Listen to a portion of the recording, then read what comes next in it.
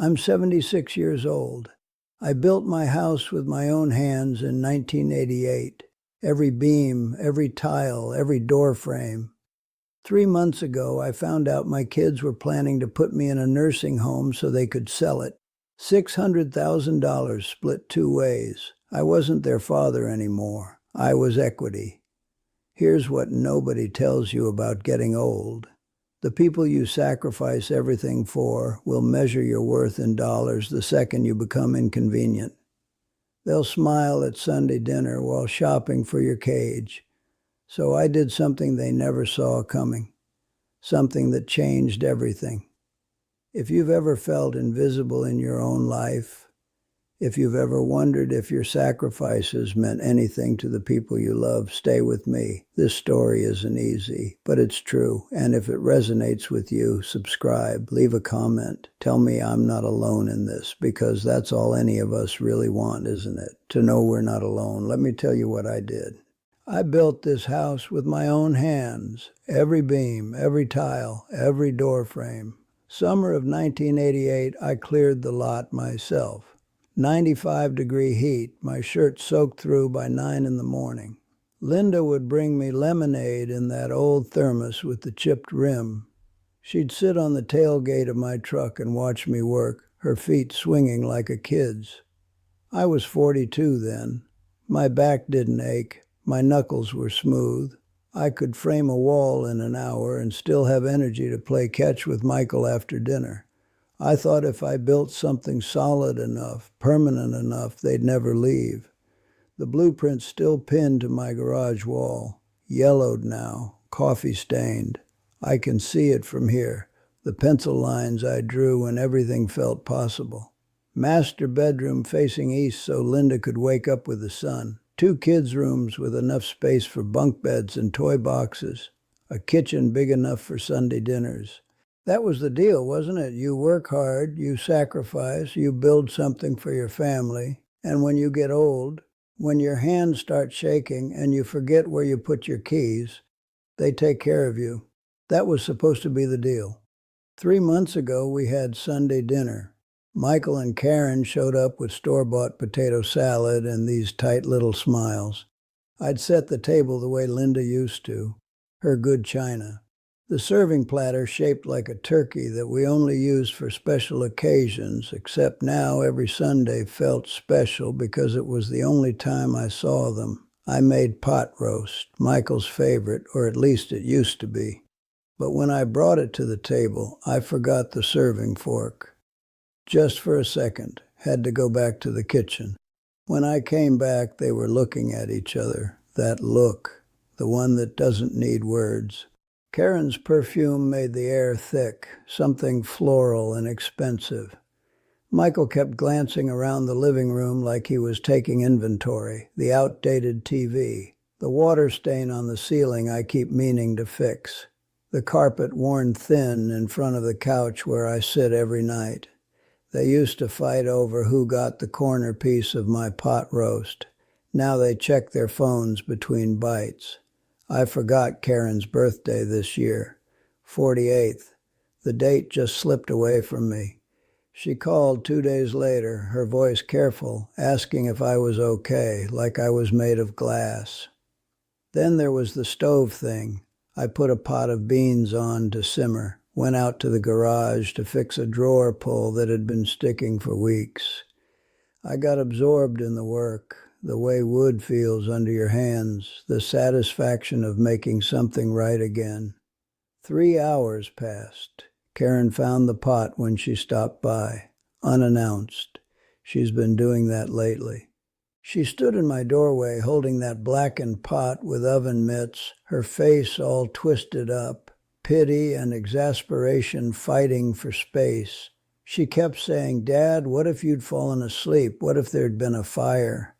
That kindergarten teacher voice, slow and patient, like she was explaining something to someone who couldn't possibly understand.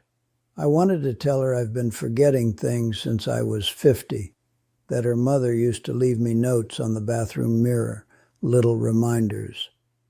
Dentist 2 p.m. Pick up milk.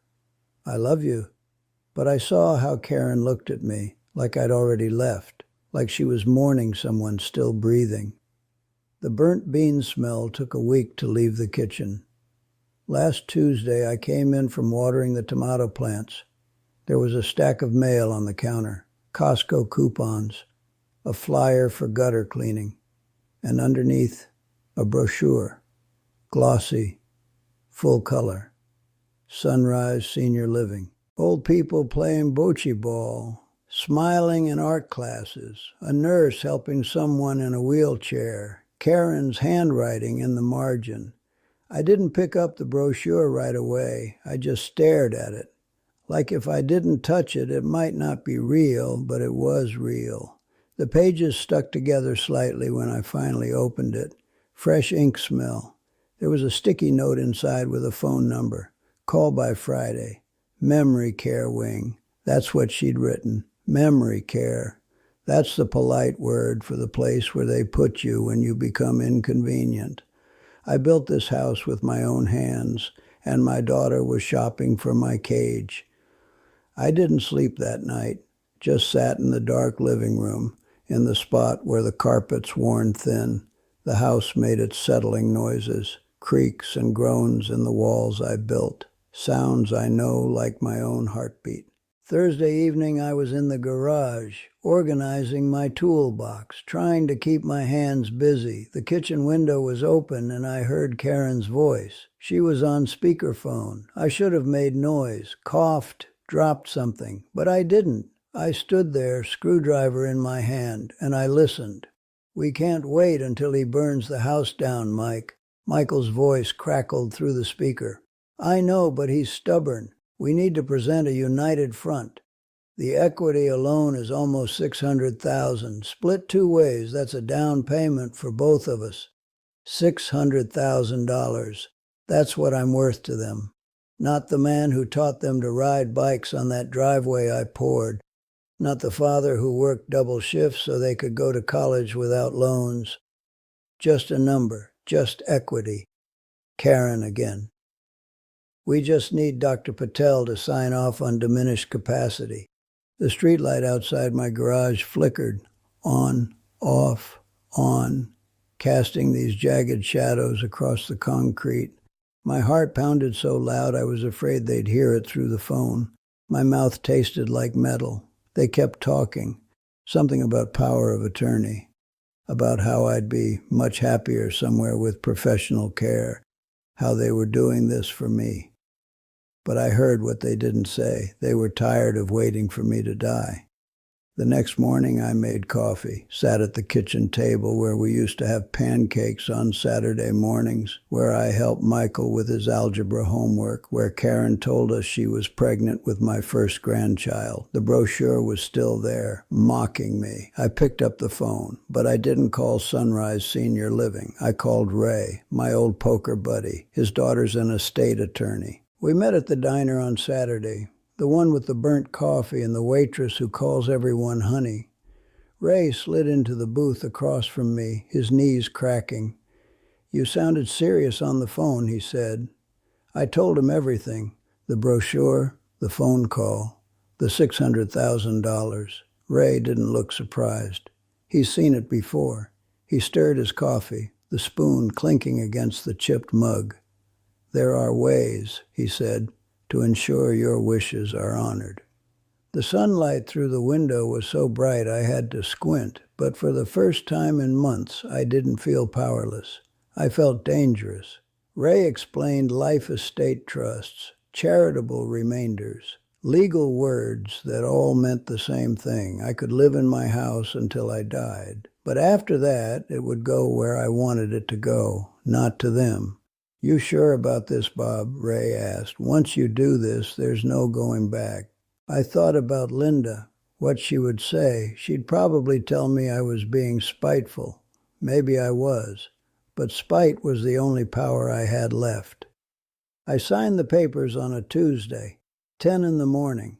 Attorney Morrison's office smelled like old books and lemon pledge, wood-paneled walls, degrees framed in brass. The pen was heavy, expensive. My signature came out shaky, but I didn't hesitate. Morrison asked me twice if I was sure. I was sure. The house would go to Habitat for Humanity when I died. They'd use it to help a family who actually needed shelter. Not a down payment, not equity, shelter. Through the office window, I could see a construction crew working on a new apartment building. The beep, beep, beep of a truck backing up. The clang of metal on metal. It sounded like progress. I didn't tell Michael and Karen. Not right away. I wanted to watch them first. At Sunday dinners, on phone calls, knowing they were still scheming, still measuring drapes for a house they'd never inherit. 3 months passed. They thought they were so careful, so subtle. But I knew. Another Sunday dinner, apple pie I didn't make, sitting in the middle of the table in its plastic container from the grocery store. Linda used to make pie from scratch. Her crust would flake apart on your fork. This pie tasted like cardboard. Michael cleared his throat. He'd been building up to something all evening. I could tell by the way he kept glancing at Karen, the way they'd perfected their little signals over the years. Dad, we need to talk about long-term planning. There it was. Karen nodded, rehearsed sympathy in her eyes. She reached across the table like she was going to pat my hand, but stopped halfway. We just want to make sure you're taken care of, she said. Taken care of, like I was a problem to be solved, a loose end to tie up. I set down my fork. The sound seemed loud in the quiet kitchen. I signed the house away, I said, just like that, simple. The room went still. Outside, a car alarm started blaring, muffled through the walls I built. What? Michael's voice came out strangled. Habitat for Humanity. It's in a life estate trust. I can live here until I die. After that, it goes to them. You get nothing. Karen's face drained white. All that expensive makeup couldn't hide it. Michael's jaw clenched. I could see the muscle twitch, the way it used to when he was a kid and didn't get his way. The clock above the stove ticked, loud, relentless. How could you do this to us? Karen's voice cracked. Not how could you do this? How could you do this to us? Even now, even in this moment, it was about what they lost, not who. You were planning to put me away, I said. My voice was calm, flat. I heard you, on the phone, $600,000 split 2 ways. Michael stood up, his chair scraped against the floor. That's not, we were trying to help you. You're not safe here alone. I'm safe enough to sign legal documents, I said. Attorney Morrison made sure of that. Had me evaluated. Competent. That's the word they used. Karen started crying. Loud, messy sobs. But I didn't feel guilty. I felt nothing. They left. Didn't even take the rest of the pie. I sat in that kitchen for a long time after, the house settling around me, the refrigerator humming its familiar song. The first 2 weeks were the hardest. No calls, no visits. My phone sat on the counter, screen dark. I checked it compulsively anyway, some stupid part of me hoping. I made coffee for one, ate dinner at 5 in front of the TV, watched the news and game shows and didn't remember any of it. The silence in the house felt different now. Before, it was absence. Now it was choice. I slept through the night. No 3 a.m. panic attacks, no nightmares about nursing homes and people in white coats talking over me like I wasn't there. I slept. Week 3, Ray called. Asked if I wanted to play poker on Friday. Bring some of the guys from the senior center. I said yes. They showed up with cheap beer and quarters for betting. Ray, Eddie from 3 streets over, 2 guys I barely knew named Frank and Paul. We played 5-card draw and talked about nothing important. Sports, the weather, Frank's grandson who was failing math. Nobody asked about my kids. Nobody pitied me. When they left at 10:30, the house felt less empty. Then there was Carlos, 16 years old, lives next door with his mom. Skinny kid with this mop of black hair, always falling in his eyes. He knocked on my door on a Saturday morning. Mr. Martinez, my mom's birthday is next month. I want to build her a bookshelf. My dad used to do woodworking, but the kid stopped, swallowed hard. He's not around anymore. Someone said you used to do construction. I looked at this kid standing on my porch, nervous, hopeful. Yeah, I said, I can teach you. We spent Saturday afternoons in my garage, the smell of sawdust rising again after months of stillness. Carlos's hands were clumsy at first. He measured 3 times before cutting, afraid of wasting wood. Measure twice, cut once, I told him. You said measure 3 times. I said measure twice. You're the one who can't count. He laughed, actually laughed. He asked a million questions. Why does the grain matter? What's the difference between a finish nail and a brad nail? How do you know when the stain's dry enough? I answered every single one. The bookshelf took 4 weeks. Carlos came every Saturday, right at 9 in the morning. He'd knock 3 times, always the same pattern, and I'd already have the garage door open. His mom brought us lunch once, homemade tamales still warm in the pot. She stood in my driveway and cried a little when she thanked me. I didn't know what to say to that, so I just nodded. The day we finished the bookshelf, Carlos stood back and stared at it like he'd built a cathedral. It wasn't perfect. One shelf sat slightly crooked. The stain was uneven in places where he'd applied it too thick, but it was solid. It would hold books for years. Think she'll like it? He asked. She'll love it, I said, and I meant it. He helped me carry it to his truck, well, his mom's truck. Before he drove away, he turned back. Mr. Martinez, can I come back next week? Maybe build something else? Yeah, I said. Yeah, you can. 6 months after that Sunday dinner, I'm still here. Michael sent a text message last month. Stiff, formal, said he hoped I was doing well, didn't ask to visit, didn't apologize. I didn't respond.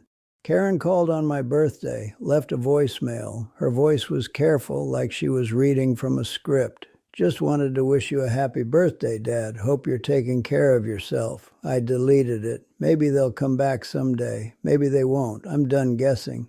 The poker game happens every Friday now. We've added 2 more guys. Sometimes we play until midnight. Sometimes I win. Usually I don't. Doesn't matter.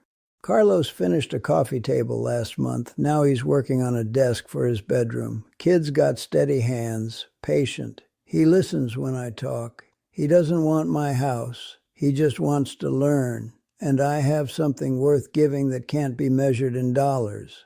Last Sunday I sat on the deck I built, the one where Karen had her sweet 16, where we used to grill burgers every 4th of July. The wood was warm under my bare feet. The sun set over the San Bernardino Mountains, orange and pink bleeding across the sky. I had the old blueprint with me. I don't know why I brought it out there. Just felt right. I traced the pencil lines with my finger. Master bedroom, kids' rooms. The kitchen Linda designed with the window over the sink so she could watch the hummingbirds. This house was never theirs. It was always mine and Linda's story. The blueprint fluttered in the breeze, fragile as a moth's wing.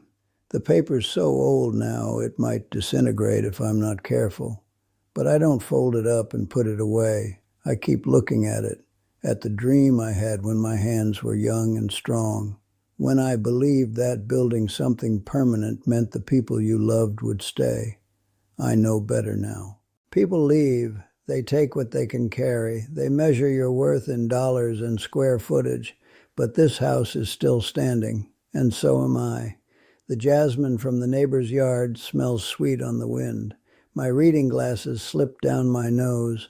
I push them back up. Inside, the half-finished desk Carlos is building sits on my workbench, waiting for next Saturday. I stand up. My knees crack. My back aches. I'm 76 years old, and I forget things sometimes, but I remember what matters.